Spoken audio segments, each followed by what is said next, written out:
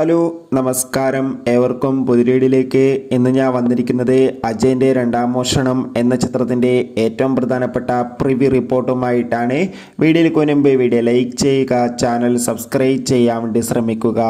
ടൊവിനോ തോമസ്, ബേസിൽ Joseph എന്നൊക്കെ പ്രധാന കഥാപാത്രങ്ങളായി ജിതിൻ ദാലിൻ്റെ സംവിധാനത്തിൽ ഇന്ന് സെപ്റ്റംബർ 12 റിലീസ് ചെയ്യുന്ന ചിത്രമാണ് അജയൻ്റെ രണ്ടാം മോഷണം.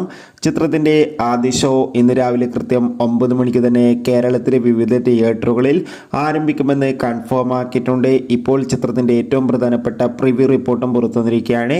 ചിത്രത്തിൻ്റെ പ്രിവ്യൂ റിപ്പോർട്ടിൽ സൂചിപ്പിക്കുന്നത് അജയൻ്റെ രണ്ടാം മോഷണം എന്ന ചിത്രം ടൊവിനോ തോമസിൻ്റെ കരിയറിലെ തന്നെ ബെസ്റ്റ് ചിത്രമാണെന്നും ചിത്രം മികച്ചൊരു വിഷ്വൽ ട്രീറ്റ് ആണെന്നും ചിത്രത്തിൽ ഒരുപാട് ആക്ഷൻ രംഗങ്ങളൊക്കെ കാണാൻ വേണ്ടി സാധിക്കുന്നുണ്ടെന്നും.